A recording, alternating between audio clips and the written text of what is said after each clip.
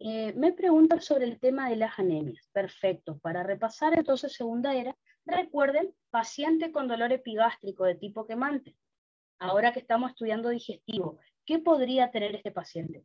Dolor epigástrico. Lo primero que le van a preguntar es, ¿siente, aparte del dolor epigástrico, si el paciente les relata que tiene, ¿no es cierto?, esa acidez acá en el pecho y acá, bueno, es reflujo, ¿no es cierto?, enfermedad por reflujo. Ahora, si solo tiene el dolor epigástrico acá, ¿qué tendrían que mirar, digamos? Si el paciente tiene melena o no. Si el paciente no tiene melena, significa que no está sangrando. Posiblemente sea una gastritis. ¿tá? Recuerden, si además es gastritis atrófica, recuerden que la gastritis atrófica era por la enfermedad autoinmune. La enfermedad autoinmune me destruyó a las células parietales, no se va a secretar factor intrínseco, así que el paciente ahí va a tener anemia megaloblástica por déficit de factor intrínseco, que dijimos que era una anemia macrocítica. ¿tá?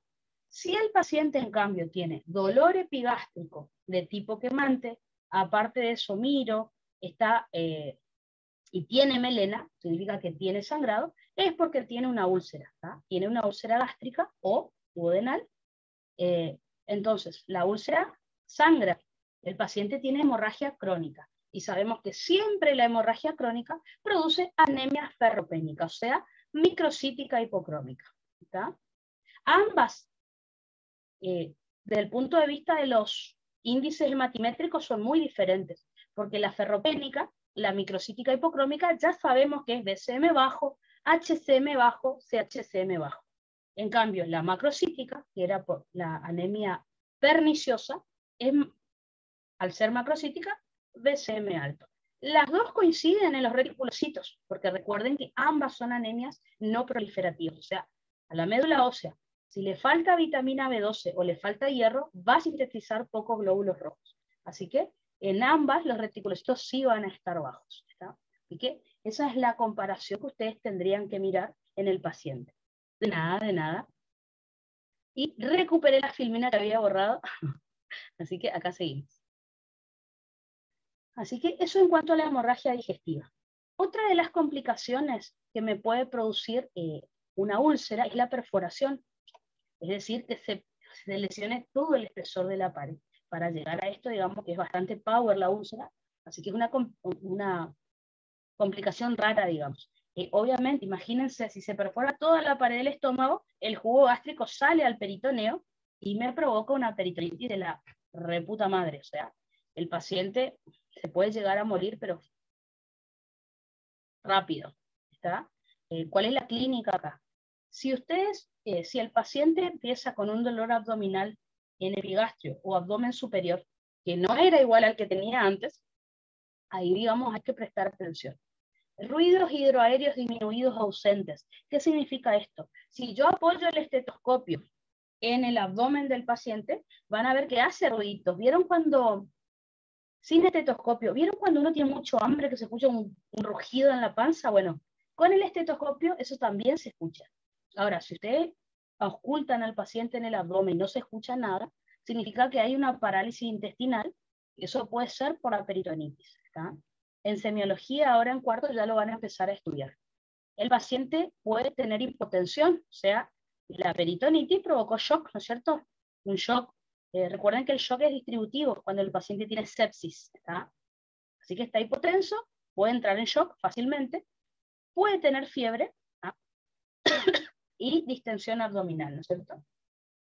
Pero bueno, otra de las complicaciones que me puede dar la úlcera péptica es la penetración. Es decir, que la úlcera atraviese no solo el estómago, sino también llegue a órganos vecinos, como el páncreas, el hígado o el epiplón. Es más frecuente en úlcera duodenal que ocurra esto. Por ejemplo, ¿qué síntomas podría tener el paciente? Un dolor continuo, que no epigástrico, sino un dolor todo el tiempo, que empeora cuando el paciente come, que le empieza a doler la espalda también, si es que ya se afectó el páncreas, o le empieza a doler el hipocondrio derecho, si es que ya afectó el hígado, por ejemplo. O sea, si el paciente del dolor, de la acidez que tenía, empieza con un dolor distinto, puede ser perforación, puede ser penetración. ¿no? Y después, como les conté anteriormente, cuando les conté hoy a la mañana, puede ser una estenosis pilórica. Es decir, la úlcera, recuerden que es un lugar común en donde se va a producir, es en el antro. Entonces imagínense, se produce la úlcera, luego se cicatriza. Se vuelve a producir la úlcera, luego se cicatriza. Entonces, esa cicatrización anormal que va a tener el antro hace que el píloro cada vez quede con un orificio más pequeño. ¿Está? ¿Cómo nos damos cuenta a veces de eso? Yo ya les había comentado que, si se acuerdan en anatomía, más o menos en esta zona teníamos el espacio de Traube, ¿no es cierto? El espacio de Traube, acuérdense que es donde está la cámara gástrica. Recuerden que yo les dije, si nosotros percutimos el espacio de Traube, luego de pasadas las 6 horas que el paciente comió, se tiene que escuchar hueco, porque ahí ya tiene que haber aire. ¿Está? En cambio, si el paciente comió, se escucha como que hay algo ahí. Eso es lo normal. Si yo percuto el espacio de Traube y veo que a pesar de que ya pasaron 6 horas, sigo sintiendo que ahí hay algo, puede ser esto una estenosis pilórica. ¿Por qué? Porque como les dije, si el píloro está así de chiquitito, lógicamente le va a costar vaciarse al estómago. Entonces, si el alimento tiene que pasar, en vez de por un orificio así, por un orificio así, va a tardar más de 6 horas en vaciarse el estómago, y si yo percuto el espacio de Traube, se va a escuchar que sigue habiendo alimento en el estómago del paciente. Así que fíjense cómo la semiología, es decir, el examen físico del paciente, ayuda mucho. No es solo hacerle estudios al paciente y ya está. ¿Tá? Así que bueno, ¿cómo van a diagnosticar entonces una úlcera? Lo mismo que hicimos con la gastritis, por endoscopía. Es el estudio de elección y es para observar la lesión. Recuerden que ahí, al mirar la úlcera con la camarita, ya vamos a poder ver si tiene características de cáncer o es úlcera péptica nada más. Y se va a tomar una muestra para ver si esa úlcera es maligna o no, si es por Helicobacter pylori o no. ¿Tá? Entonces, lo común es que en la biopsia se observen lesiones excavadas, que tienen el fondo blanco, tienen bordes suaves y bien regulares. Los pliegues del estómago, que normalmente yo les dije que tenía, están simétricos, se extienden hasta la base de la úlcera, o sea, esas son las características que tiene una úlcera benigna. Puede estar sangrando un poquito, obviamente. ¿Por qué le digo esto? Si el paciente, no importa igual, pero si el paciente, por ejemplo, tiene una úlcera producida por un cáncer, la úlcera, por ejemplo, desaparecen los pliegues a la altura de la úlcera. Les pongo un ejemplo. ¿Vieron cómo a veces nos enseñan a nosotros a identificar lunares? ¿Qué característica tiene un lunar maligno? Y dice, tiene que tener pelo. Bueno, lo mismo acá. Puede ser que una úlcera sea maligna, o sea, que sea un cáncer que produjo una úlcera, cuando la base, el fondo de la úlcera, no sea blanquecino, sino más bien oscuro, negro. Los pliegues desaparecen a la altura de la úlcera, los bordes son irregulares. Entonces, es como que se les va a enseñar a ustedes en 4º año cómo poder identificar que podría no ser una úlcera péptica, sino un cáncer que produjo una úlcera. Pero bueno, eso ya lo van a aprender este año. Por otro lado, podemos tener la seriada esófago gastroduodenal, otro estudio que se puede hacer, es decir, una radiografía de tórax y abdomen al paciente. Pero para poder llegar a ver la úlcera, al paciente se le tiene que dar una sustancia de contraste. La sustancia que se utiliza es el bario. Así que el paciente tiene que tomar bario, se le hace la radiografía y luego, bueno, obviamente va a tener que defecar esto. ¿Ah? Así que lo que se observa es la erosión de la pared del estómago duodeno, como si fuera un sacabocado, ¿no es cierto? Como esa cuchara para servir helado, pero no es lo más frecuente. Hoy en día, con la endoscopía ya está. Puede ser un análisis de secreción ácida para diagnosticar, me olvidé de subrayar acá, un análisis de secreción ácida para ver si el paciente tiene gastrinoma. Vamos a ver que el gastrinoma es un cáncer, un tumor secretor de gastrina, enseguida les comento. Y bueno, para diagnosticar el Helicobacter pylori, ya les conté cómo se hacía. Buscamos anticuerpos contra el Helicobacter o el test del aliento, ¿se acuerdan?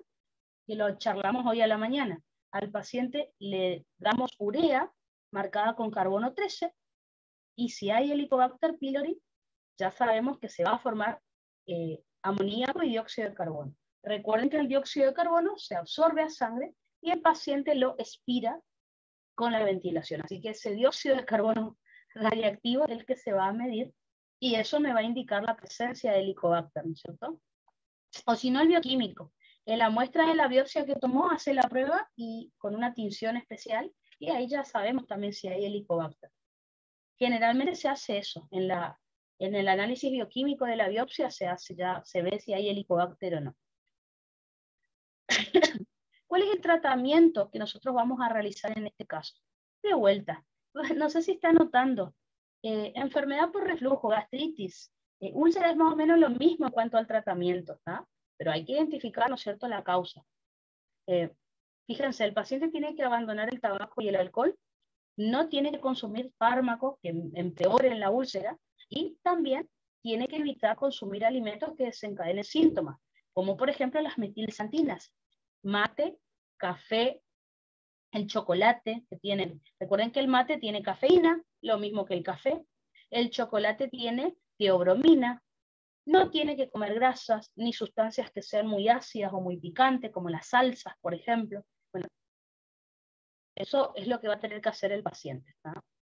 Podemos darle fármacos, como por ejemplo, ya nombramos los antiácidos, el hidróxido de aluminio o el de magnesio, ¿no?, que neutralizan entonces el ácido clorhídrico, ¿no? O sea, son como amortiguadores para que el pH del estómago no sea tan ácido, porque me va a seguir dañando, ¿no es cierto?, a la úlcera. Podemos usar antagonistas H2. Recuerden que en los libros sigue apareciendo la ranitidina, ¿tá? Recordemos que hoy en día en las farmacias ya no se vende esta ranitidina porque, bueno, se vio que tiene muchos efectos nocivos para la salud.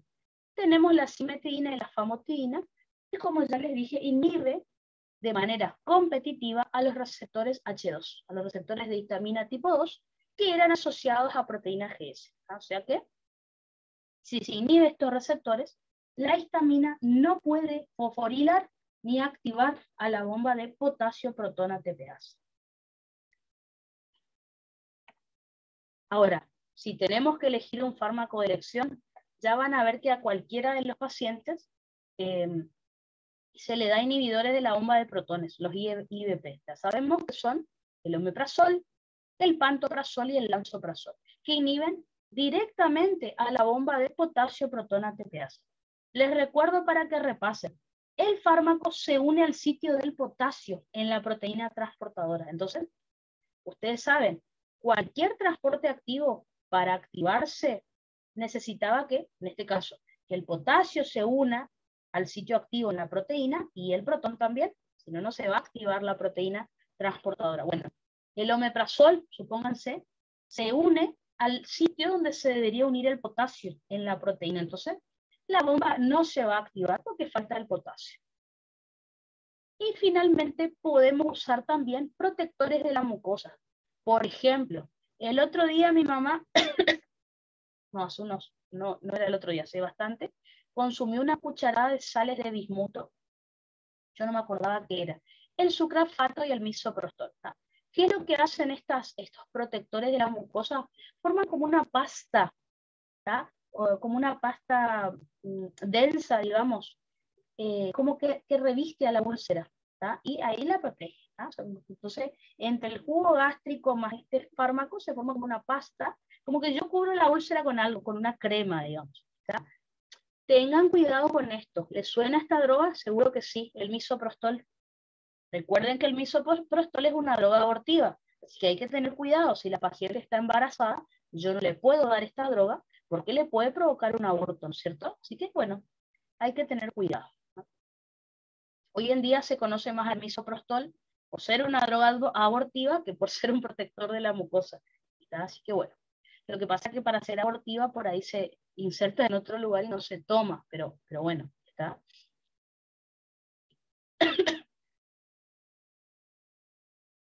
Pregunta de examen, escrito varias veces. El síndrome de Zollinger-Ellison, ¿tá? Puede aparecer con ese nombre, síndrome de Zollinger-Ellison, o puede aparecer como gastrino. De digestivo al profe le gusta tomar o el Bipoma ¿Se acuerdan que el lipoma era el tumor secretor de VIP?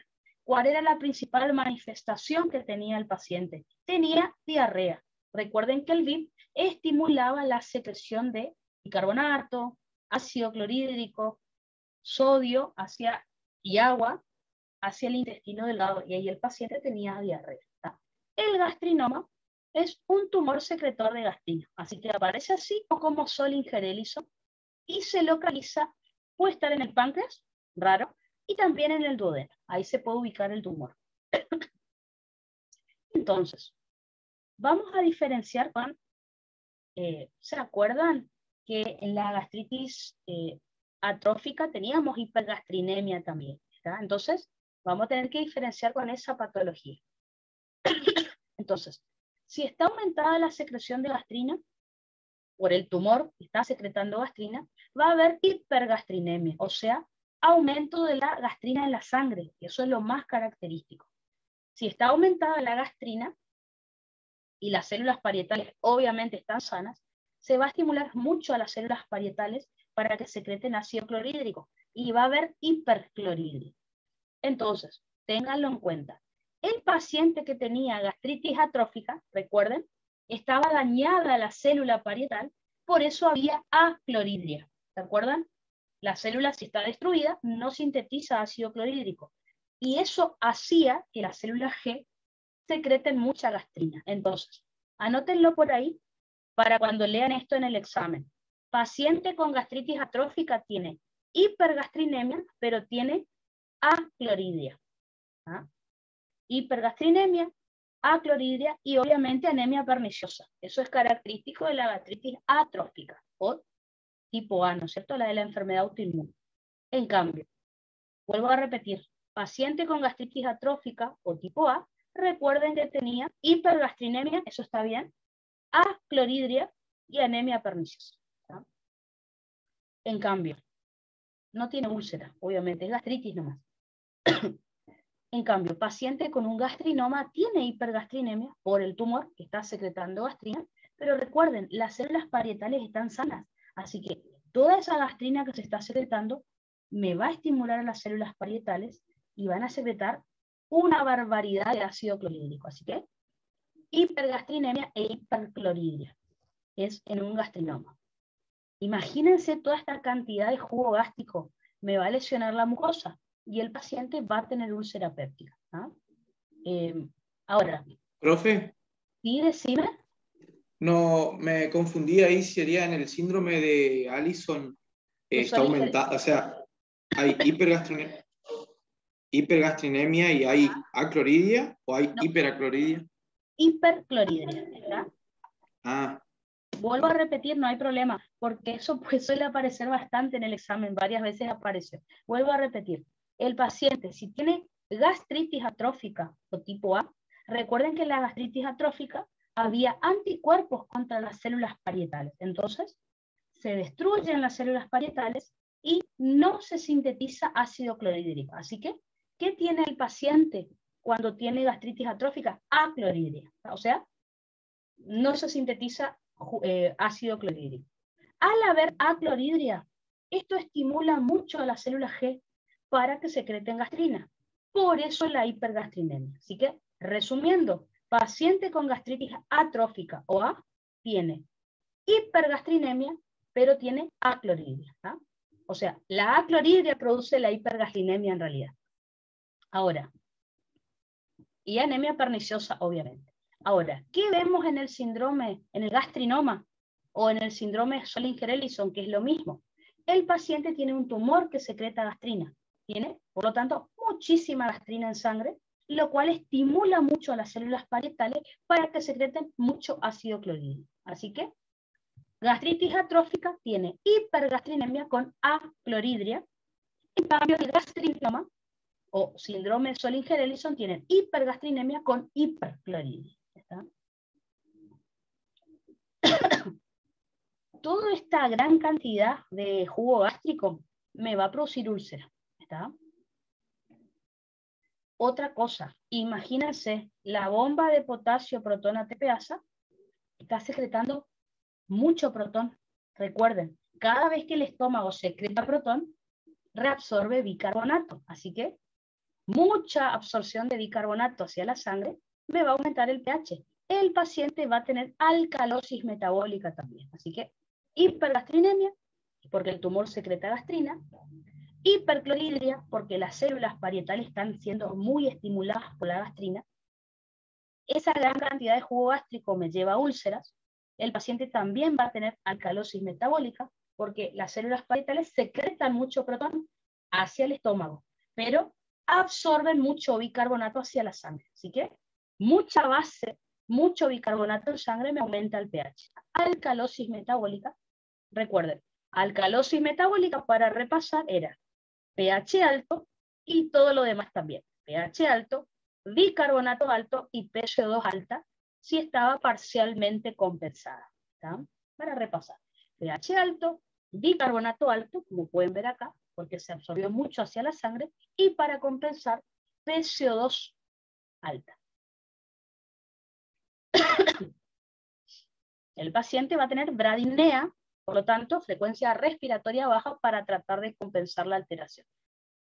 Sé que le estoy haciendo una mezcla rara, pero de paso repasamos otras cosas ya que aparecen acá. Todo este pH tan ácido que tiene el estómago va a llegar al intestino delgado y va a estimular mucho al peristaltismo. Acuérdense qué le pasa a los intestinos cuando se irrita. Cualquier parte del tubo digestivo, cuando se irrita, se estimula mucho los plexos del sistema nervioso entérico y empieza a aumentar los movimientos intestinales. El paciente, por lo tanto, va a tener diarrea. Así que fíjense, bien característico. Hipergastrinemia, hipercloridria, úlcera. Esto es lo que estaba diciendo justo. Y ahí borré la... ¿Vieron que acá yo les dije que el paciente puede tener una o dos úlceras, si es gástrica o duodenal? Bueno, si ustedes leen el caso, si les llega a tocar, una vez el profe puso, el paciente tiene 4 o 5 úlceras. Tiene 4 o 5 úlceras en el estómago, 4 o 5 en el duodeno. Y eso no es común en la úlcera péptica. O sea, cuando el paciente tiene úlcera péptica, o tiene una o dos en el estómago, o una o dos en intestino. No tiene las dos al mismo tiempo. No tiene estómago y en intestino, no. En cambio, este paciente tiene úlcera por todos lados. Varias en estómago, varias en duodeno. Así que significa que es mucho jugo gástrico. ¿Cuál es el problema? Como les dije, el estómago, el jugo gástrico tiene un pH tan ácido que llega a la segunda porción del duodeno y por más jugo pancreático y bilis que yo secrete al duodeno, no se alcanza a neutralizar ese pH tan ácido. Así que, si el pH no llega a 8 en el duodeno, no se van a activar las enzimas pancreáticas y eso va a hacer que no haya una buena digestión. Así que, aparte de diarrea, si el paciente no puede digerir bien los lípidos, las grasas, no los va a poder absorber y se van a perder por materia fecal. Así que esteatorrea y sales biliares en materia fecal es lo que va a tener también este paciente. O sea, bien completito. Pero tiene relación, ¿está?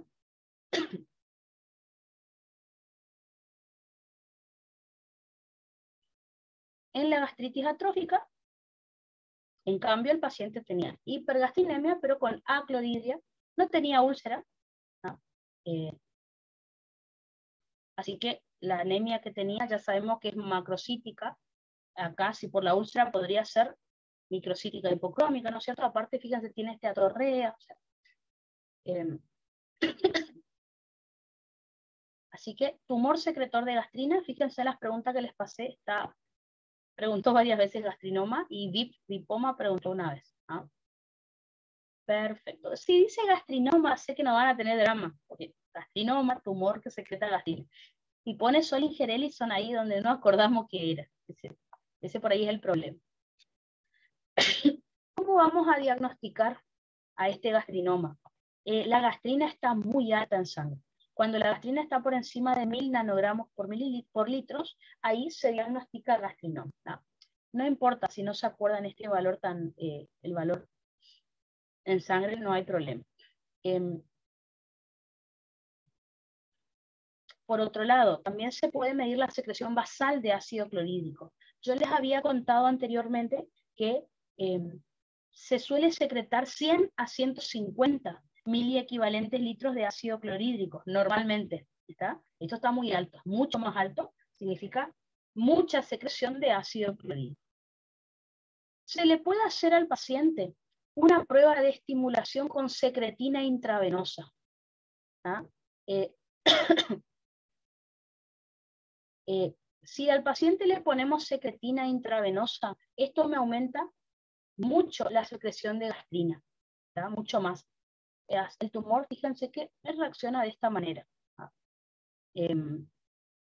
Y también se le puede hacer al paciente una tomografía o una resonancia y encontrar el tumor, obviamente. Como les dije, puede ser de páncreas o puede ser de páncreas o estar en intestino, este tumor. Pero bueno, sobre todo no el tratamiento, me interesa la clínica. Esto, lo del tumor secretor de gastrina es como que el profe lo preguntó varias veces. En cuanto al tratamiento, bueno, si encontramos el cáncer, tenemos, si se puede, tratar de extraerlo, ¿no es cierto? O sea, hacer una resección quirúrgica. Si quedó algo de tumor que no se pudo sacar, quimioterapia o radioterapia. Y si ya está demasiado grave el tema, tratamiento, bueno, y aparte de lo quirúrgico y lo oncológico, paliativo, o sea, tratar para los síntomas me refiero. Si el paciente tiene esa gastritis y esa úlcera, bueno, le voy a dar inhibidor de la bomba de protones, pero a dosis alta, o omeprazol a dosis altísima, porque posta que tiene mucha secreción de ácido clorhídrico, y eso me va a ayudar a aliviar los síntomas. Así que una mezcla de todo, y ahí veremos cómo el paciente evoluciona. Perfecto. Eso entonces era en cuanto al síndrome de Zollinger-Ellison. Ahora, esto es pregunta de oral, la diarrea. En los escritos vi que el profe preguntó clasificación de diarrea. Varias veces el profe pregunta diarrea por diferentes motivos. Ustedes ya saben que pregunta diarrea por la deshidratación, en cardio, por ejemplo, por shock hipovolémico. Si ustedes ven qué tipo de diarrea tiene el paciente, también si dicen agua de arroz, por ejemplo, o sea, si es secretora, sospechan que puede ser cólera, puede ser un lipoma. Si tiene esteatorrea, sospechan mala absorción de lípidos. Bueno, y en los orales, háblame de diarrea, suele ser una pregunta de examen. Creo que en el bolillero del oral me parece que aparece diarrea, si mal no recuerdo, porque el bolillero del año pasado no es el mismo que el 2020, por eso no me acuerdo bien si preguntó en el bolillero, pero bueno. Eso, si pueden en la plataforma, pregúntenle al profe si va a tomar con bolillero al final. Igual lo que le responda por ahí después cambia, pero bueno, para ir sabiendo. Porque el año pasado dijo que iba a tomar con bolillero y después no tomó. No sé cómo va a ser este año. Entonces, vamos a hablar un poquito de diarrea. Sobre todo, esto me interesa a mí. Esta clasificación que tienen acá. Los tipos de diarrea. El profe una vez preguntó en los orales, bueno, ¿qué tipos de diarrea podemos tener? Con que ustedes le expliquen algo de cada una. Por ejemplo, diarrea osmótica. ¿Vieron cuando el paciente pierde muchos hidratos de carbono por materia fecal? Bueno, eso arrastra agua. No es muy difícil de explicar. La diarrea secretora es la del cólera, por ejemplo. La motora si hay aumento del peristaltismo. Entonces, digamos que ustedes ya conocen estos tipos de diarrea. ¿Qué es lo que yo voy a hacer ahora? Clasificar con los nombres que por ahí le pueden contar al profe. ¿Tá? Pero hemos visto muchos tipos, en bioquímica también vieron cólera ustedes. Ya vieron cómo era una diarrea de cólera. Ahora le vamos a poner algunas características más y ya está. Entonces, si tenemos que definir qué es la diarrea, vamos a decir que es el aumento en el volumen de la materia fecal, o si no, disminución de la consistencia, o aumento de volumen o disminución de consistencia. Porque, por ejemplo, vamos a suponer que yo les diga, bueno, yo voy al baño y voy bien, o sea, mi materia fecal, le cuentan al doctor, mi materia fecal tiene consistencia normal, no tiene sangre, no tiene nada. Bueno, y el doctor le dice, ¿cuántas veces fuiste al baño? Hoy fui 8. Está bien, la materia fecal tiene consistencia, la de siempre, pero si fuiste 8 veces al baño, y es diarrea también. Entonces, no confundamos siempre pensar que diarrea es cuando está líquida y ya está. No, puede ser diarrea sin necesidad de ser líquida. Simplemente voy varias veces al baño. ¿Sí que? Por eso se la define de las dos maneras. Aumento en el volumen de la materia fecal o disminución de la consistencia. ¿Tá? Otra definición de diarrea, por ejemplo, me dice que es la producción de 3 o más deposiciones, o sea, el paciente fue 3 o más veces al baño, y esas deposiciones son de consistencia disminuida, o sea, líquida, en 24 horas, o de al menos una con presencia de elementos anormales. Si el paciente fue en el día más de 3 veces al baño y esa diarrea era como más líquida, o fue una vez al baño pero notó pus, sangre o moco, también se considera diarrea. ¿Cómo vamos a clasificar a la diarrea? La clasificación que a mí más me interesa es la fisiopatológica, o sea, vamos a tener en este caso 4 tipos de diarrea, puede ser osmótica, secretora, exudativa o motora. Y después, desde el punto de vista clínico, dependiendo de cuánto dure, puede ser aguda o crónica. A mí particularmente no me interesa esto, pero hay un motivo por el cual les voy a explicar igual. En la diarrea crónica aparece la esteatorrea, que habrán visto que siempre el profe en los exámenes pregunta, ¿tá? Si el paciente tiene esteatorrea, habría que ver cuál es la causa, como les dije en la clase anterior, ¿será el páncreas? ¿Será el hígado? ¿Será el ilion? Habrán visto que el profe eso siempre pregunta, ¿tá? Entonces, vamos a empezar a estudiar la clasificación fisiopatológica. Empecemos con la diarrea osmótica. En el caso de la diarrea osmótica, hay un exceso de solutos no absorbidos o no absorbibles que retienen agua en la luz intestinal. Otra característica que tiene esta diarrea es cuando la presión osmótica en la luz intestinal es mayor a la plasmática. Dicho de otra manera, los solutos que están en la luz del intestino arrastran agua más que los solutos que están del lado de la sangre, ¿no es cierto? ¿Está? Así que en vez de absorberse solutos y agua hacia la sangre, sale, se secreta. Lo que determina, fíjense, una secreción rica en agua con escaso contenido de sodio. ¿Cuáles pueden ser las causas de una diarrea osmótica? O sea, hay soluto en la luz del intestino que está arrastrando agua. Puede ser ingesta excesiva de hidratos de carbono poco absorbibles. Por ejemplo, un tratamiento con lactulosa. Si alguna vez escucharon hablar, la lactulosa se usa como para ir de cuerpo. ¿tá? Personas que están muy constipadas, por ahí lo toman como para ir al baño, ¿no es cierto? Ingesta excesiva de fructosa. Recuerden que hoy en día las personas que no quieren consumir azúcar consumen fructosa, sorbitol o manitol. Eso puede estar en los edulcorantes. Fructosa, sorbitol o manitol tienen los edulcorantes. Ahora, exceso de estos edulcorantes me puede dar diarrea, porque arrastran agua. Puede ser, obviamente, ingesta de laxantes, eso le pueden preguntar al paciente, ingesta de laxantes, como por ejemplo el sulfato de magnesio, el sulfato sódico o el fosfato sódico, donde el sodio es el que va a arrastrar el agua, o mala absorción de hidratos de carbono. ¿verdad? Entonces, como dice acá, pueden ser solutos no absorbibles, solutos que no los voy a absorber, que arrastran agua, o que por algún motivo no se absorbieron. Por ejemplo, esto es lo importante para mí. Nosotros hablamos de la lactasa, ¿se acuerdan? Les recuerdo. La lactasa era una enzima intestinal. Si ustedes recuerdan, el páncreas para digestión de hidratos de carbono solo produce la amilasa pancreática y nada más. Así que la lactasa, recuerden que es una enzima intestinal. En realidad, acuérdense que no se secreta, sino que estaba en la membrana del enterocito en contacto con la luz. ¿Y qué se supone que hace? Recuerden que convertía la lactosa, que era un disacárido, en 2 monosacáridos que eran la glucosa y la galactosa. ¿tá?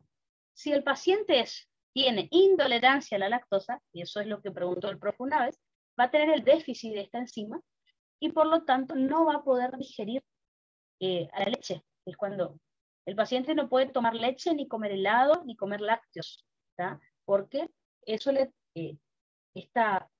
lactosa no se puede digerir, ¿tá?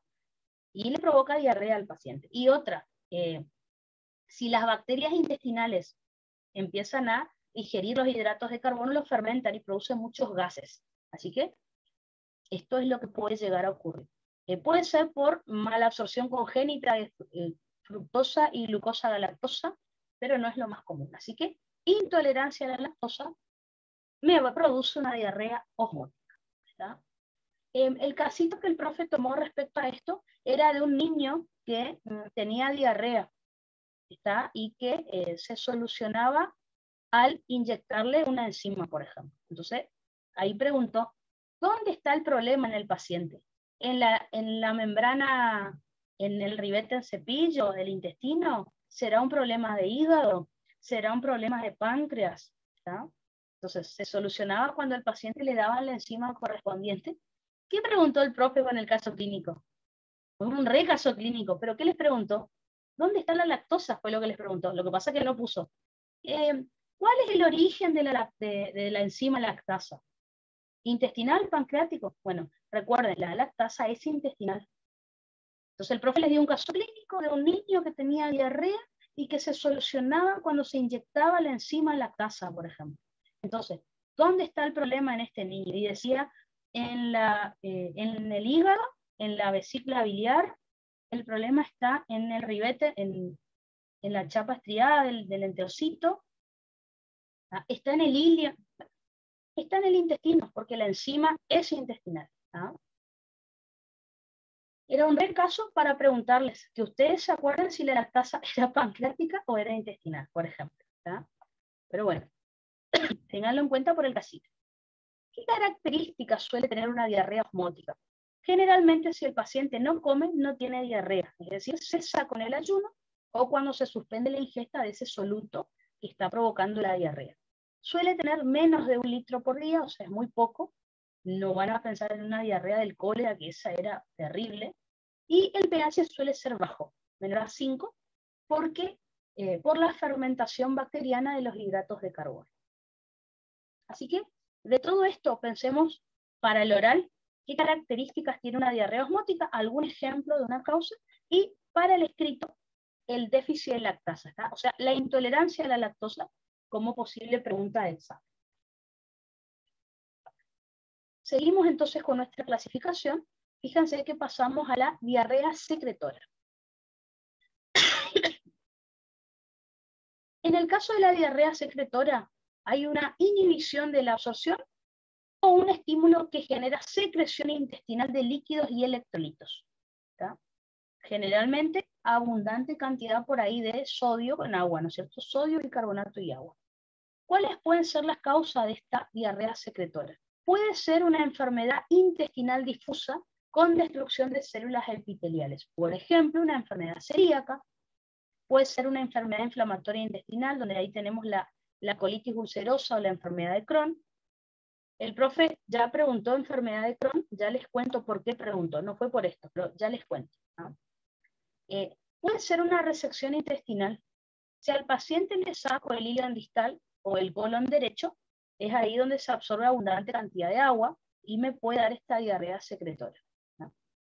Pueden ser factores humorales que tengan efecto endocrino o parácrino. Fíjense quién aparece acá.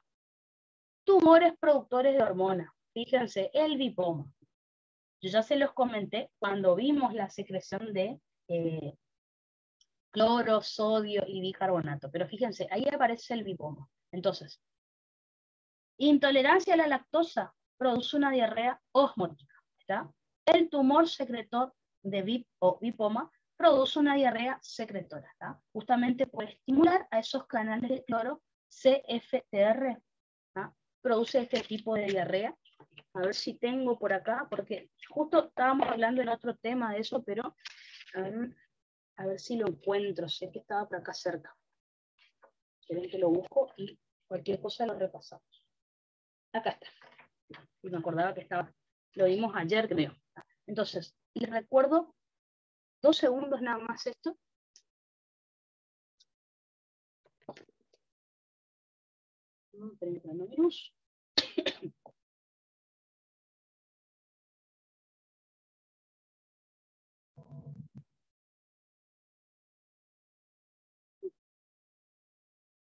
Perfecto. Entonces, diarrea secretora por un lipoma. Fue lo que preguntó el profesor. ¿Por qué la diarrea? Recordemos, ya lo dimos ayer, pero ya que estamos dando diarrea, si ustedes se acuerdan, en el intestino delgado yo les había mostrado, ven, cómo se secretaba sodio, potasio, cloro, y todo eso arrastraba agua. Fíjense que también bicarbonato se secretaba de la misma manera. Entonces, ¿qué fue lo que pasó acá? El paciente tiene un tumor secretor de VIP, o sea, de péptido intestinal vasoactivo. ¿Cuál de estos síntomas es probable que el paciente presente? Decía el caso clínico. Y había atorrea, opción B, no sé, había otras opciones. Hay una que decía diarrea.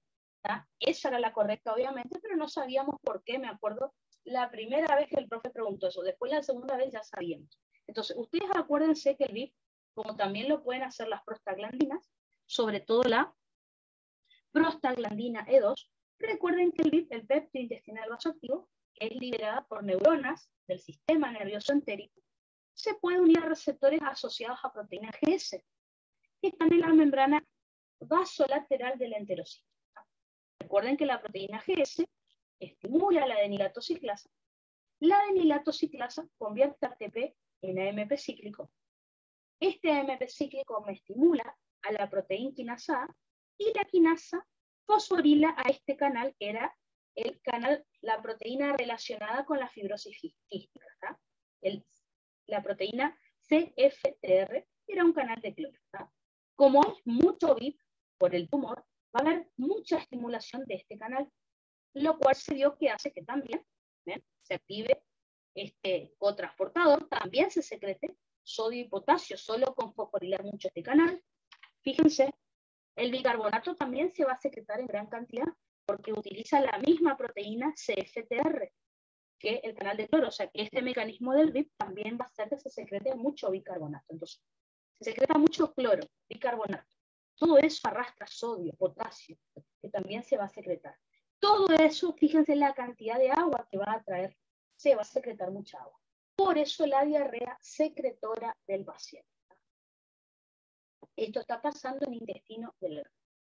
Así que, pregunta del examen, bueno, ya saben cómo funciona este VIP en cantidades normales. Bueno, un VIPoma, un tumor que secreta mucho VIP, imagínense, mucha secreción de soluto, esto va a arrastrar, todos estos solutos van a arrastrar mucha agua y ahí aparece la diarrea.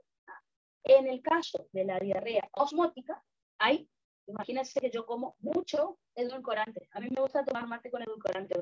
Mucho sorbitol, mucho manitol le puse al mate y eso me va a provocar una diarrea, ¿no es cierto? Yo le pongo estos edulcorantes a mi mate. Si me paso, me puede llegar a provocar una diarrea, por ejemplo, pero ahí era osmótica. Perfecto, entonces, solo para repasar un poquito porque ya lo habíamos dado. Así que ahora ya saben que el VIPoma, pregunta de examen, me va a producir una diarrea, y si solo pedía diarrea en el examen, ahora ya saben que es secretora porque arrastra mucha agua, mucho electrolito. Fíjense que un tumor secretor de calcitonina también, ¿está? No sé, no aparece en los libros por qué la calcitonina, pero bueno, se vio que un tumor secretor de calcitonina también provoca este tipo de diarrea. El del VIPoma, el profe preguntó. Puede ser entonces la sustancia P, la secretina, las prostaglandinas, como vimos recién, la histamina y la bradicimina. Eso también puede producir diarrea, ¿no es cierto? Pero bueno, piensen en el VIPoma, que fue lo más que el profe preguntó. Puede ser como causa de esta diarrea secretora sustancias que actúan desde la luz intestinal. Por ejemplo, acá aparece el cólera, ¿no es cierto? Y volví el mismo mecanismo de recién, ¿no? Volvemos entonces al mismo mecanismo. Enterotoxinas bacterianas como la toxina colérica, fíjense, laxantes también, podían producir, la lactulosa, por ejemplo, se usa como laxante, pero bueno, hay laxantes que pueden producir este mecanismo. Ácido graso o sales biliares mal absorbidos. Acá también está el tema de otra cosa que el profe podría preguntar. Veamos lo del cólera primero. En realidad tenemos que repasar el mismo mecanismo de recién. No necesito que dominen cólera praficio. Pero bueno, algo al profe le pueden explicar, sobre todo si están con la profe Beligoy. Recuerden ustedes que la toxina colérica no importa. ¿Se acuerdan que estaba formada por dos subunidades, la A y la subunidad B?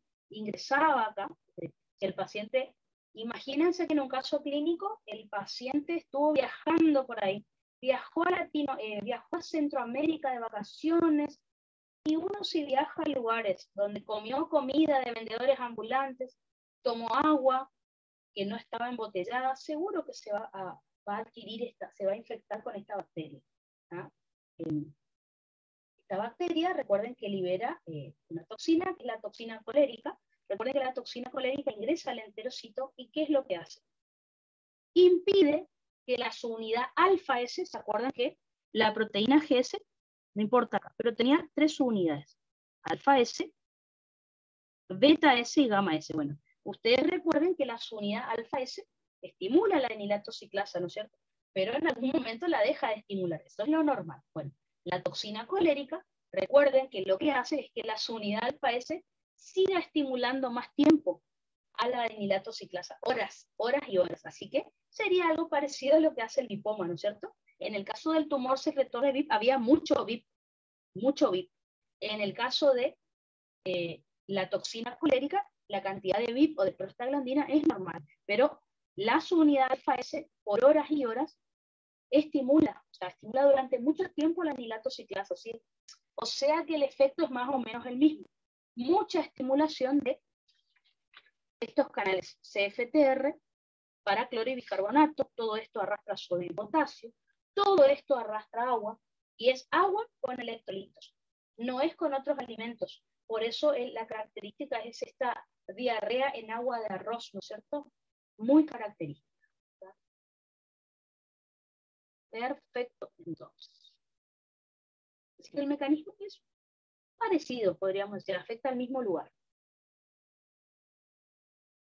Y como les dije, piensen que también puede ser por estas sales biliares que no se absorbieron bien por algún motivo, ¿no?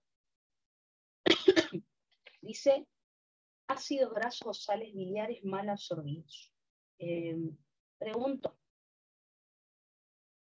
¿por qué un ácido graso tendría que estar mal absorbido? Y ahí pienso, bueno, puede ser un problema pancreático, donde no haya enzimas digestivas, porque el paciente tiene una pancreatitis, no sé, y por eso los ácidos grasos no se absorben bien. Pregunta, ¿por qué las sales biliares no se pueden absorber bien? Quizás el paciente tiene un problema en el ilion, ¿tá? Entonces, pregunta de examen. Tenemos un paciente con enfermedad de Crohn. ¿Cuál es el problema? Que no necesitan saber ustedes qué es enfermedad de Crohn. Bueno, la enfermedad de Crohn es una enfermedad inflamatoria, ¿tá? La colitis ulcerosa también. Una de esas dos, el profe pregunta en los exámenes, no la enfermedad en sí. Dice, el paciente tiene enfermedad de Crohn que le afecta el ilion distal. O sea, tiene un problema en el ilion distal. Piensen, ilion distal. ¿Quién me podría preguntar el profe acerca del tema? O les pueden preguntar déficit de B12 y ahí lo engancha con. Recuerden que el déficit de B12 podía ser por la gastritis atrófica que estudiamos hace un rato, pero ahí lo que falta es el factor intrínseco. O podría ser un problema en el ilion distal. Por ejemplo, ¿qué les podría preguntar el profe acerca del ilion? Paciente que tiene una enfermedad inflamatoria, por ejemplo, enfermedad de Crohn en el ilion distal. O dice, a un paciente se le hizo resección del ilion. Quirúrgicamente se le saca el ilion. ¿Qué problema podía tener? Puede ser este problema, ¿verdad? No va a absorber suficientes sales biliares, recuerden que se absorben ahí.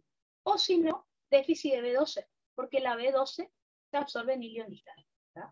No es problema de factor intrínseco acá, el problema es la B12 que no se absorbe. Así que bueno, obviamente una de las cosas que el paciente va a tener es diarrea, ¿verdad?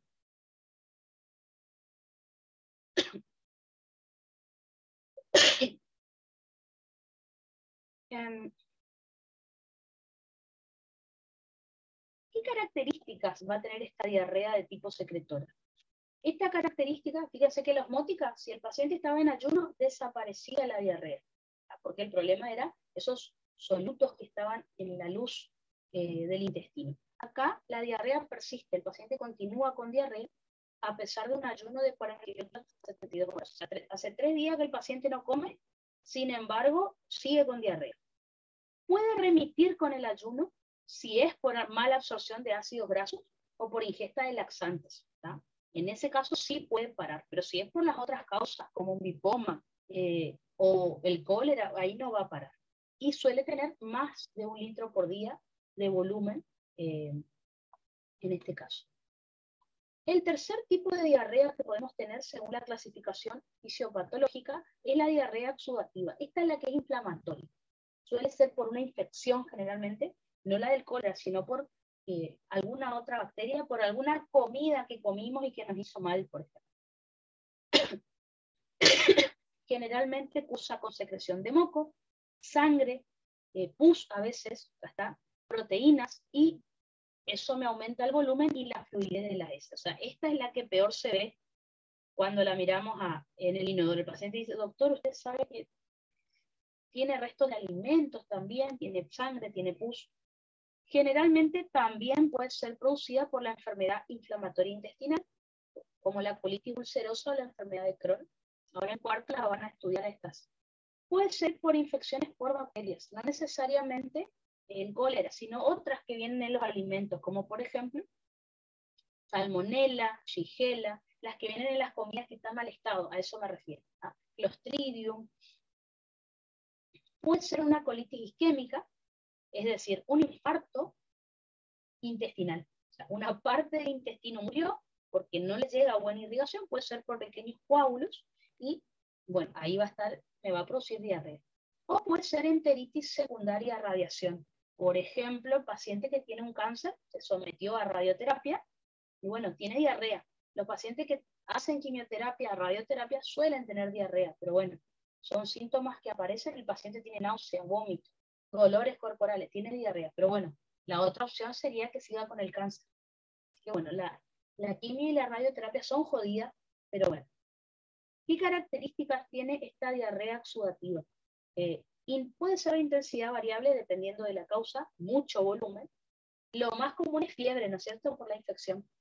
Y en el laboratorio, en el hemograma, el paciente va a tener leucocitosis, es decir, glóbulos blancos por encima de 10.000 por milímetro cúbico. Y generalmente, si es una infección bacteriana, predominan los neutrófilos, ¿de acuerdo? Leucocitosis con neutrofilia.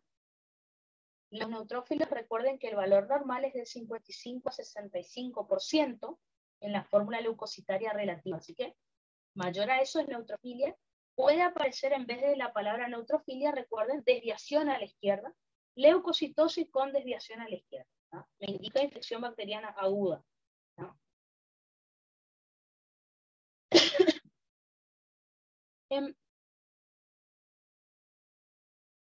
Por último, dentro de nuestra clasificación fisiopatológica, tenemos a la diarrea motora, ¿está? La diarrea motora es, fíjense acá lo raro, puede ser porque aumenta el peristaltismo intestinal o porque disminuye el peristaltismo intestinal, dependiendo de la causa. Si tuvieran que elegir la más correcta entre las dos, es por aumento del peristaltismo, ¿tá? Imagínense los movimientos de propulsión, ¿tá? En intestino delgado o de masa. Dice peristaltismo, pero en el colon recuerden que son movimientos en masa, pero igual se le llama así, ¿tá? Solo para aclarar. Entonces, ¿qué pasa si está aumentado el peristaltismo intestinal? Imagínense que los movimientos que me transportan el alimento por el tubo no le dan tiempo a la mucosa del intestino a absorber los nutrientes. Así que por eso me produce la diarrea, ¿no? O sea, disminuye el tiempo de contacto entre el contenido que está en la luz del intestino y el epitelio. O sea, no le damos tiempo a los enterocitos a absorber porque el alimento se va muy rápido, ¿no? O sea, se suele recibir más líquido del que se puede absorber. Eso es lo que puede pasar.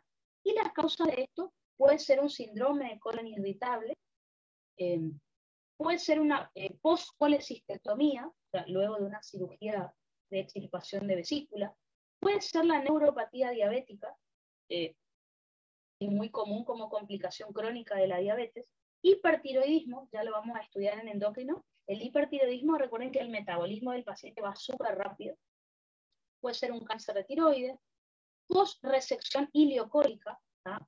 Por ejemplo, el paciente no tiene suficiente intestino, así que se pierde gran parte de los solutos, o mala absorción de sales biliares.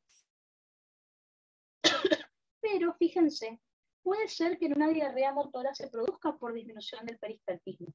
En general, si disminuye el peristaltismo, hay constipación, pero puede llegar a pasar si hay sobrecrecimiento bacteriano.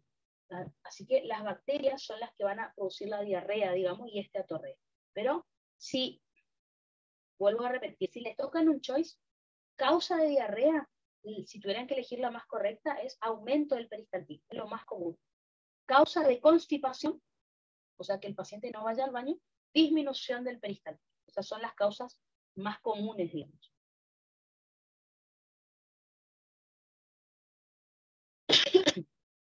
Por ejemplo, las causas de que haya sobrecrecimiento bacteriano, bueno, enfermedad rara como es la esclerodermia, diabetes también, y síndrome de pseudoobstrucción intestinal, ¿tá?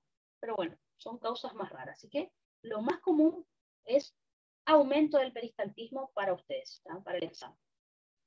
¿Qué característica tiene esta diarrea motora? Que tiene gran volumen y no presenta restos patológicos. Así que habría que ver. Generalmente el paciente, si está aumentado el peristaltismo, si yo lo oculto al paciente, tiene mucho ruidito, tiene muchos ruidos en el abdomen, por los movimientos justamente. A veces hasta se escuchan a simple, sin estetoscopio, ¿no? Por último, teníamos la otra clasificación de diarrea, que clasificaba la diarrea en aguda y crónica, dependiendo de cuánto tiempo, hace cuánto tiempo el paciente la presenta, ¿no? Entonces, en el caso de la diarrea aguda, vamos a decir que es aquella que tiene menos de 3 semanas de duración, ¿no? El profe una vez preguntó esto en un verdadero o falso. Había otras cosas de diarrea, pero decía, una diarrea aguda es aquella que tiene menos de 1 semana de duración, y había que marcar verdadero o falso. Me acuerdo que era algo así la pregunta, con otras opciones, ¿no? Había que poner varios verdaderos o falsos y después buscar la correcta.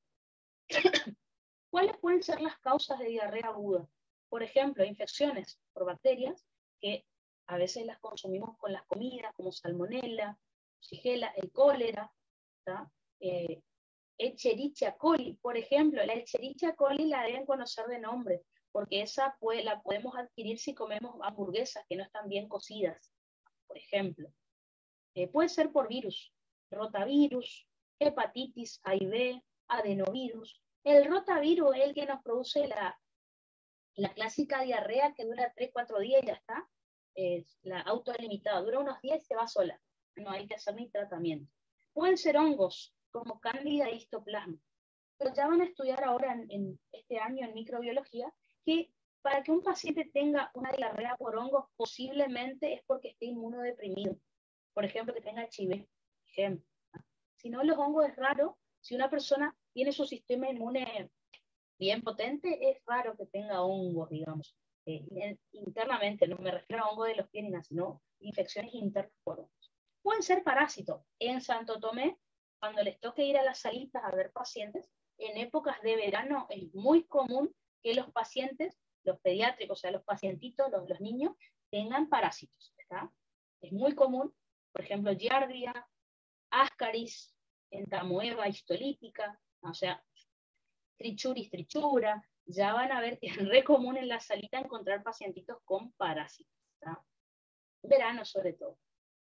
O pueden ser toxinas bacterianas que me produzcan intoxicación alimentaria. Por ejemplo, la Escherichia coli, a mí me pasó hace 3-4 años que compré una hamburguesa de un lugar que nunca había comido antes y al otro día empecé con diarrea, pero bueno, pensé que era algo, me hizo mal la hamburguesa, pensé, pero luego empecé con fiebre, ¿ah? Llegué a tener 40 de fiebre, así que supuse que fue esa hamburguesa que había comido que tenía alguna de estas bacterias. Puede ser estafilococo. Hace unas semanas, no sé si escucharon en el noticiero, unas personas que murieron por consumir chorizos, sería, ¿cómo sería? Chacinados, que tenían esta bacteria. Era una familia entera, el padre con un niño. Así que, y nosotros, ¿se acuerdan por qué vimos Clostridium botulinum? Nosotros lo vimos en primera, ¿se acuerdan? El Clostridium botulinum se podía adquirir cuando consumíamos alimentos enlatados, en mal estado, ¿se acuerdan? Y que habíamos estudiado el Botox, que producía parálisis de los músculos de la cara, y el botulismo, que era, bueno, cuando consumíamos algún alimento. O sea que también afectaba la placa neuromuscular, y fíjense que puede producir diarrea, ¿no? Puede ser pseudomonas, bueno, hay otras bacterias ahí. Hay fármacos que me pueden producir diarrea, como los antibióticos, laxantes, obviamente, ya dijimos prostaglandinas. Junto con el VIP ya saben por qué las prostaglandinas, ¿está? Porque tienen el mismo mecanismo que el VIP, estimulan la secreción entonces de electrolitos y de agua. Antiácidos que tengan magnesio. Los digitálicos, por ejemplo, también pueden producir diarrea en exceso. Los diuréticos también, por ejemplo, la tiroxina es hormonas tiroides, las pastillas que uno toma, y por ejemplo, fíjense, fármacos para cardio, como la quinidina, que era un antiarrítmico, el propanolol, que es un antihipertensivo, fíjense que pueden llegar a producir diarrea en exceso. Pueden ser sustancias tóxicas que produzcan diarrea, como metales pesados.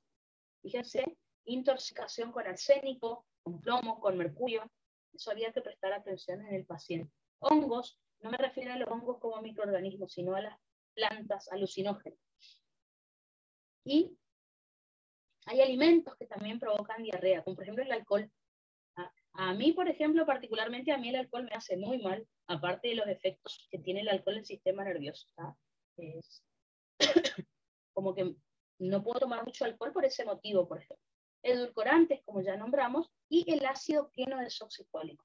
Recuerden, hay pacientes que como no producen muchas sales biliares, tienen que tomar este ácido para tener una buena digestión. También puede producir diarrea.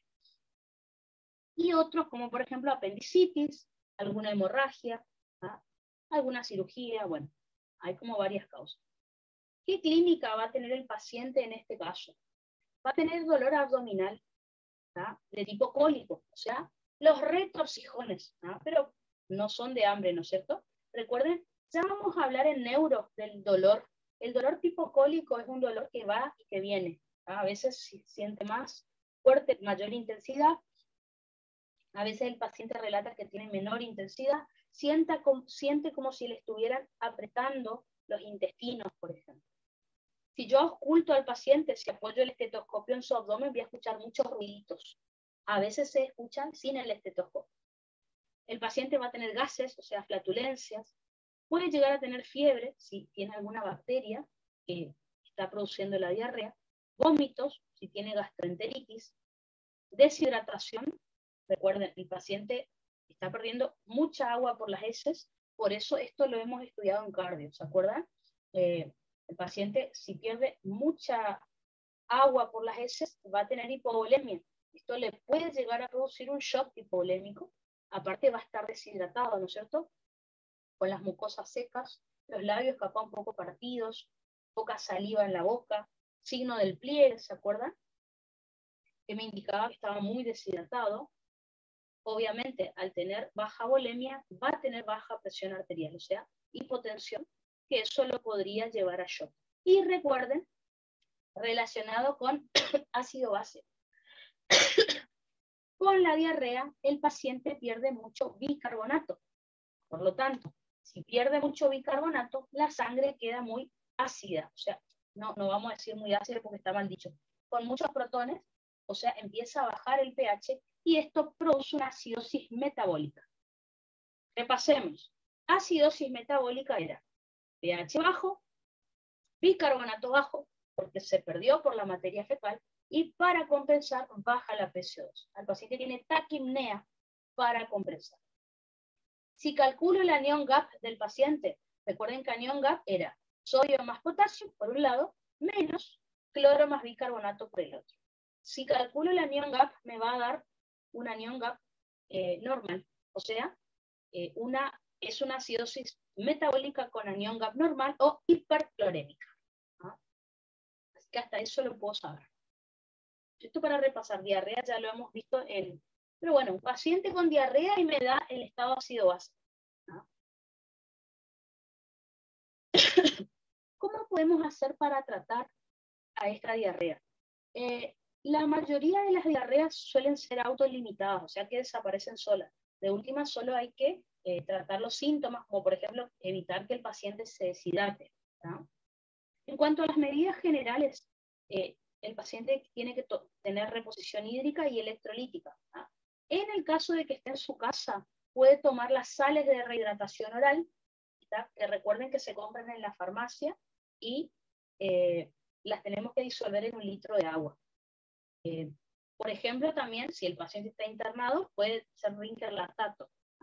Y rehidratación intravenosa. Si el paciente está internado, intravenoso le van a dar. Pregunta de examen. Un paciente está internado por diarrea, ¿qué solución le darían? Es pregunta muy de primera, pero de final también. Opción A decía solución fisiológica, o sea, cloruro de sodio al 0,9%. Opción B, dextrosa al 5%. Opción C, bueno, aparecían otros. El paciente está deshidratado, entonces lo primero que pensamos es solución fisiológica, ¿tá? Es decir, cloruro de sodio al 0,9. Ahora, si el paciente está deshidratado por diarrea, piensen que aparte de que está deshidratado, está perdiendo nutrientes. Entonces, en un paciente que está deshidratado por diarrea, aclaro esto, van a elegir dextrosa al 5%. Porque la dextrosa tiene glucosa, que me va a hidratar al paciente, está bien, sé que se va a convertir en una solución hipotónica, ya sabemos eso, pero elijo eso porque aparte es un nutriente. Ahora, si el paciente está deshidratado por otra cosa que no sea diarrea, le van a dar cloruro de sodio al 0,9%, porque es lo mejor, es una solución isotónica y sabemos que va a aumentar la volemia del paciente sin irse hacia otros compartimientos, ¿verdad? Les digo esto porque el profe tomó el año pasado y la mayoría quiso poner solución fisiológica. Si es deshidratación por diarrea, dextrosa al 5%, ¿verdad? Porque le doy glucosa al paciente, que es lo que necesita, y le aumento la volemia, porque está un poquito con hipovolemia. ¿Cuál es la otra pregunta que les quería contar? Pregunta de oral. Fácil para mí, pero bueno. Profe, ¿y el cloruro de sodio al cuánto? Al 0,9%. O dextrosa al 5%, en el caso de que sea deshidratación por diarrea. La correcta, si era por diarrea, dextrosa al 5%. Recuerden que la dextrosa al 5% es una solución isoosmótica, pero se comporta como hipotónica, ¿se acuerdan? Piensen en el coeficiente de reflexión de la glucosa y todo, si lo van a explicar en el oral. ¿Qué otra cosa era? El año pasado en el oral, un chico estaba hablando de la diarrea, ¿no es cierto? Y el profe le dijo, bueno, estaba hablando de esto. Y el profe le dijo, bueno, ¿cómo lo vas a tratar al paciente? Le habló de esto que estamos hablando, solución de dextrosa, perfecto.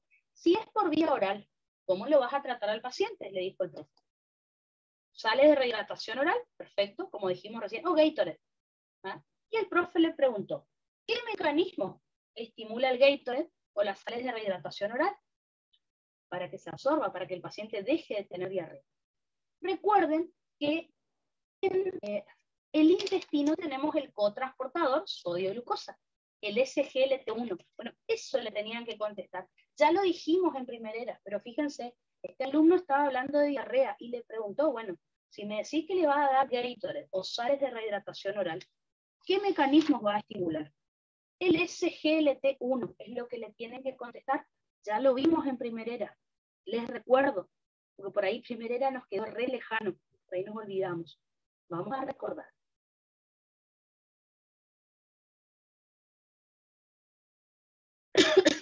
¿Se acuerdan cuando estudiamos hoy, ni bien comenzó la clase de la mañana, estudiamos la absorción de hidratos de carbono, ¿no es cierto? Entonces ustedes imagínense, el paciente tiene diarrea. ¿Por qué le darían Gatorade, por ejemplo? Recuerden que el Gatorade tiene agua, obviamente, y aparte del agua, recuerden que tiene glucosa, tiene potasio, bueno, tiene otros electrolitos. ¿Qué es lo que va a estimular las sales de rehidratación oral? Recuerden que va a estimular el cotransportador sodio-glucosa, que está en la membrana apical del enterocito, o sea, el SGLT1. Eso le tienen que contar al profe. Y si quieren, le explican un poquito más. Y las sales de rehidratación oral también tienen lo mismo. son un sobrecito, se compra en la farmacia, se disuelve en 1 litro de agua, y el paciente lo tiene que tomar durante el día. Estimula este mecanismo, porque piensen, si se reabsorbe sodio y si se reabsorbe glucosa, eso luego va a arrastrar agua. Y sabemos que el agua se reabsorbe por vía paracelular. ¿Ah? Ya lo hemos visto en otro dibujo, pero para recordar, el agua va a seguir a este sodio y esta glucosa y se va a reabsorber por vía paracelular. Y el paciente dejará de tener diarrea. Eso es el tratamiento por vía oral. El paciente está en su casa. Esto le tienen que contestar. Y de paso ahí, fíjense, que es la misma pregunta que le hacen primera respecto al tema. Ahora, por vía intravenosa le van a dar, si es diarrea, dextrosa al 5%. Porque recuerden que es una solución isosmótica, se comporta como hipotónica. O sea, me va a aumentar la volemia del paciente y también luego va a entrar agua a las células para nutrirlas también. Glucosa, va a entrar agua, y ahí el paciente se rehidrata. Ahora, recuerden, si el paciente está deshidratado por otro motivo, por ejemplo, orinó mucho, qué sé yo, fisiológica, fluoruro de sodio al 0,9% porque es isosmótica y se comporta como isotónica, así que acuérdense que ahí el agua se va a quedar en el plasma, no se va a ir a otro compartimiento. Y recuerden que lo de soluciones también es renal, si se quiere, ¿está? Así que bueno, piénsenlo por ese lado. De paso, repasamos un poquito de primerera que por ahí toca acá. Ver, que apago la luz 2 segundos.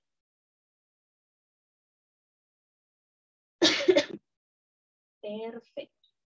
Mi pequeño repaso de preguntas de primerera que acá también entran. Así que, reposición hídrica y electrolítica. Sales de rehidratación oral, dice acá, entre paréntesis, SRO, por ejemplo, el Riger lactato tiene esa misma composición. O rehidratación intravenosa, puede ser dextrosa al 5% como primera opción, cloruro de sodio al 0,9%. Ahí viene la pregunta, ¿por qué le darías sales de rehidratación oral o Gatorade? Respuesta, porque estimula al cotransportador sodio-glucosa, es decir, el SGLT1, de la membrana apical del enterocito. Y ahí le explican cómo se absorbe el sodio. Recuerden que entra por un lado por el cotransportador y por el otro lado sale por la bomba. Y la glucosa entra por el SGLT1 y pasa sangre por el GLUT2. Y ahí queda re completo, que fue lo que dijimos recién. ¿Por qué le darían al paciente dextrosa al 5%? Y ahí explíquenle la característica de la dextrosa, como hemos estudiado en primerera. Es una solución, a ver, es una solución isosmótica, se comporta como hipotónica. El paciente está perdiendo nutrientes por la diarrea, así que estaría bueno la glucosa, que es un nutriente. Si fuera deshidratación por otro motivo, elegirían primero el solución fisiológica, es decir, cloruro de sodio al 0,9. Eso para oral, piénsenlo, que es importante. A ver, preguntitas. Y la hidratación oral por deshidratación, pregunta Thais, y la deshidratación oral por deshidratación por otro motivo, que no sea diarrea, ¿es también por sales de rehidratación? Sí, la deshidratación por otro motivo, sí. En realidad, cuando un paciente está deshidratado, que no sea por diarrea, se recomienda tomar agua de la canilla, digamos. Ahora, cuando el paciente tiene diarrea, se le pide que no tome agua de la canilla, porque probablemente le haga peor. Así que no tomar gaseosa. Pidieron que, tomate un spray, una 7-Up, no. Generalmente si está deshidratado por otro motivo, agua común, agua mineral o agua de la canilla. Ahora, si es por diarrea, para frenar la diarrea, las sales de rehidratación. ¿Por qué? Porque si el paciente tiene diarrea y toma agua tranqui, o sea, agua de la canilla o agua mineral, así como el agua entró va a salir. En cambio, con las sales se va a absorber ese agua. Ahora, si es deshidratación porque, no sé, hace mucho calor hoy y transpiré mucho, agua, sin ningún problema. ¿No? De nada, de nada. Perfecto. Pasamos ahí un flash por primerera. La dieta es muy importante. El paciente va a realizar dieta líquida en el primer día. Por ejemplo, puede tomar té con galletitas, caldos, agua, ¿tá? Y después una dieta astringente los días sucesivos. Por ejemplo, té con galletitas, pollo hervido, carne asada, algo que no estimule tanto el peristaltismo, ¿tá? Arroz blanco con queso, rallado, manzana asada, está bueno.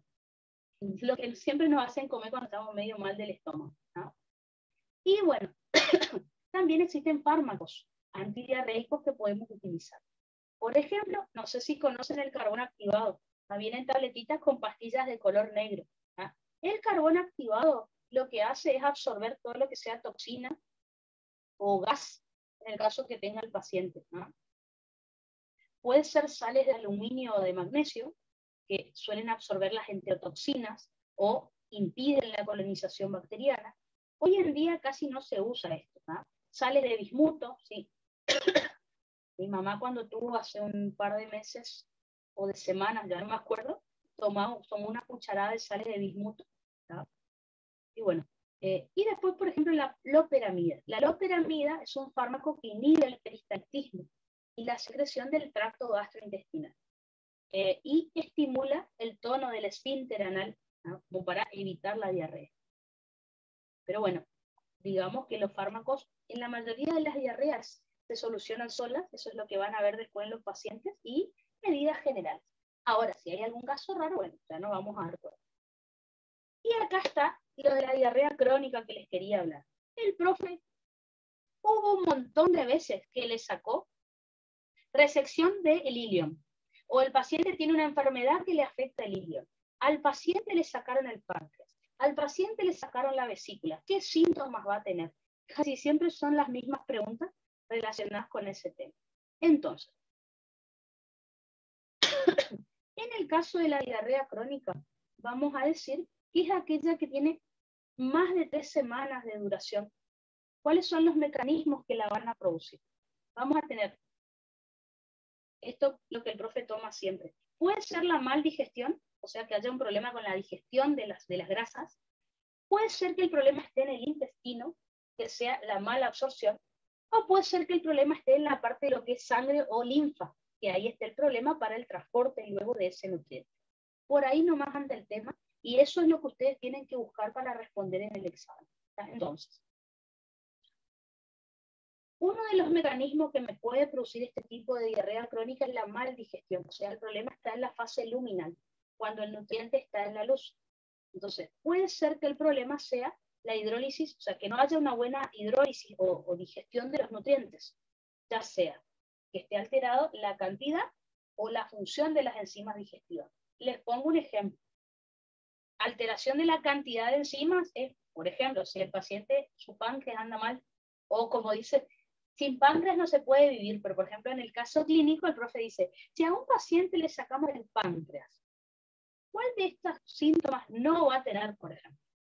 Y ahí ustedes buscan los que sí conocen y el que no, bueno, esa es la correcta, por ejemplo. O ¿cuál de estos problemas va a tener el paciente si tiene una pancreatitis aguda, por ejemplo? Entonces, en cambio, si hablamos de la función de las enzimas digestivas, quiero que piensen, por ejemplo, en el gastrinoma, ¿se acuerdan? En el gastrinoma, el pH ácido en el intestino hace que no se puedan activar las enzimas. Están ahí, pero no se pueden activar. Entonces, fíjense, acá están las principales causas que el profe toma en los exámenes. Insuficiencia pancreática exógena, o sea, por una pancreatitis crónica, o por un cáncer del páncreas, o por una resección pancreática, acá está, o por una fibrosis quística, es decir, que el páncreas tiene una secreción muy espesa. Por alguno de esos motivos, las enzimas pancreáticas no llegan a la luz y no va a haber una buena digestión. Puede ser, acá está lo otro que les decía, que estén las enzimas en la luz del intestino, pero que no se activen, porque no tienen el pH necesario, que es el de 8, el pH óptimo. El gastrinoma o síndrome de Solinger-Ellison produce eso.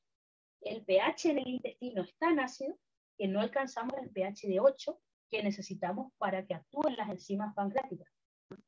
Así que las enzimas están ahí, pero no se activaron. O puede ser un déficit de enzimas, ¿se acuerdan? El déficit de lactasa, ¿no? En la intolerancia a la lactosa. Así que muchas preguntas de examen están acá en este tema, en el tema de la hemorragia crónica. Puede ser que el problema no sea la digestión, sino la absorción, o sea que hay un problema a nivel de la pared, de la integridad de la mucosa intestinal. Así que la fase mucosa es la que se encuentra afectada. Pueden ser anormalidades de la mucosa intestinal, por ejemplo, la enfermedad celíaca, la amiloidosis, la enfermedad de Crohn. ¿Tá? Entonces, fíjense que al paciente le pudieron haber sacado el páncreas o tener una pancreatitis, o puede tener una resección del ilion, a veces dice eso, o una enfermedad de Crohn que le afecte el ilion. Puede estar disminuida la superficie de absorción. Por ejemplo, un síndrome de intestino corto. Son aquellos pacientes que por alguna enfermedad, no sé, cáncer, imagínense, le van haciendo mucha cirugía y le van sacando el colon y queda con poco, le van sacando intestino y queda con poco intestino para hacer absorción. ¿Ah? Puede ser un bypass yeyuno ileal o una resección ileal, que acá ya saben que el profe lo ha preguntado varias veces. ¿Ah? O pueden estar disminuidas las sales biliares, porque hay un problema en el hígado, por ejemplo, cirrosis, cáncer de hígado, un vateroma o ampuloma, recuerden que es un cáncer de la ampolla de Vater, que no deja que la bilis desemboque en la segunda porción del duodeno, un cáncer de la vía biliar, un cáncer de cabeza de páncreas, sobrecrecimiento bacteriano, resección ileal. ¿Está? Nosotros, esto de cáncer de vía biliar y vateroma o ampuloma lo hemos visto como causa de ictericia poshepática, por ejemplo. Ahí lo hemos escuchado, estas causas. ¿No? Entonces, el profe, si se fijan en las preguntas que les pasé, varias veces preguntó lo mismo. A un paciente se le saca el páncreas. Esa fue la última pregunta que le di el otro día. A un paciente se le hace una resección pancreática. ¿Cuál de estos síntomas no esperaría encontrar en este paciente? Y decía, opción A, esteatorrea. Opción B, diarrea. Opción C, ictericia. Opción D, aumento de peso, por ejemplo. ¿Está? Piensen en lo que estamos charlando. El paciente no tiene páncreas. Si no tiene páncreas, hay uno razona, bueno, no tiene páncreas, claro, no va a poder secretar enzimas pancreáticas. Si no secreta enzimas pancreáticas, entonces, diarrea. Perfecto. Puede ser esteatorrea por las grasas, listo. La esteatorrea es un síntoma. Después dice diarrea, sí, claro, puede ser, si no digiere hidrato de carbono, esto arrastrado es diarrea, perfecto. Si el paciente tiene diarrea, pierde grasas, pierde nutrientes por la materia fecal, ¿va a aumentar de peso? No, el paciente va a adelgazar, va a perder peso porque no puede absorber los nutrientes. Entonces, dentro de esas opciones, el aumento de peso no era la correcta. O sea, mejor dicho, no es el síntoma que el paciente va a presentar. Así que aumento de peso, un paciente con este tipo de alteraciones no va a tener. Así que eso era lo que el profe quería, porque la pregunta era, ¿cuál de estas no esperaría o no sería posible encontrar en el paciente? Aumento de peso nunca, porque todos los nutrientes que no puede absorber los va a perder por materia fecal. ¿Tá? Yo el otro día estaba mirando las preguntas y vi eso. No puede ser una infección, por ejemplo, como le dije, por parásitos. Finalmente, para una diarrea crónica puede ser que el problema esté a nivel de la irrigación, o sea, ya hice digestión, ya hice absorción, pero por algún motivo esos nutrientes no llegan a la sangre o a la linfa, en el caso que sea necesario. Por ejemplo, una obstrucción linfática por un cáncer, como el linfoma o por tuberculosis. ¿Ah? O trastornos cardiovasculares, es decir, un paciente que tenga insuficiencia cardíaca y el corazón no envíe suficiente irrigación, por ejemplo, al intestino. Y bueno, se dificulta la absorción. ¿Cuál es la clínica que vamos a tener acá? Esto ténganlo en cuenta, más las causas, para lo que preguntó el profe que les dije hace un rato. Esteatorrea. Recuerden, si no podemos digerir o no podemos absorber o no puede ingresar a sangre o a linfa los nutrientes, lo vamos a perder, por ejemplo, lípidos por materia fecal. Esto va a hacer que las heces sean pastosas, malolientes, voluminosas. En el agua del inodoro no se suelen depositar en el fondo, sino quedan ahí arriba, ¿tá? Por exceso de grasa. Así que en un síndrome de mala absorción o mal digestión es frecuente que observemos esto.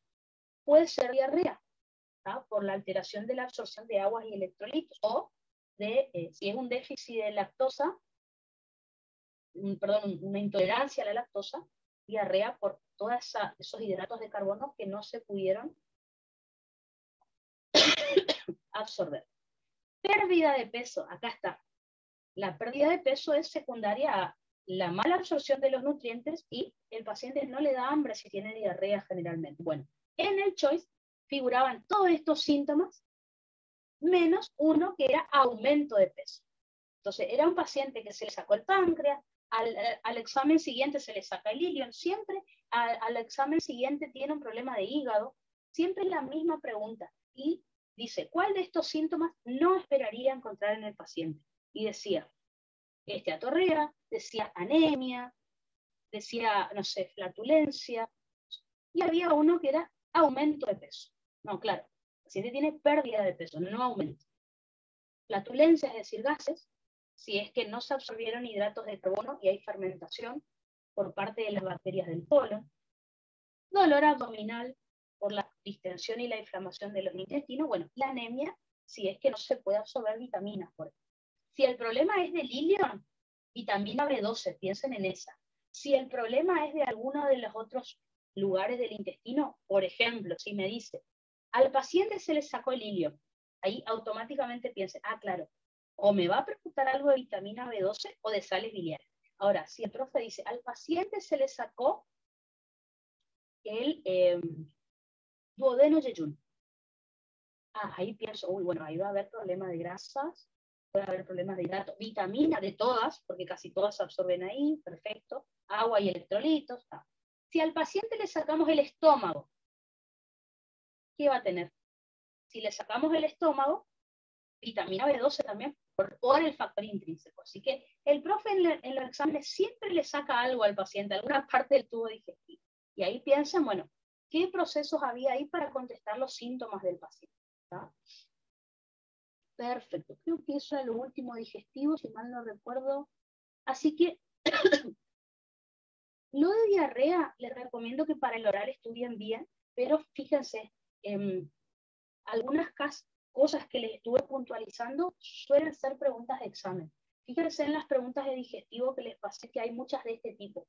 Son como casos clínicos, pero más que ustedes tienen que contestar en realidad algo fisiológico. Entonces, más que nada les expliqué esto como para que cuando les toque casos, que ahí uno se asusta, vean que no es tan complicado y bueno, la pregunta suele ser fisiológica de todas maneras. ¿No? Perfecto, las 4. Bueno, con esto terminamos todo lo que teníamos que saber de digestivo. ¿Tá?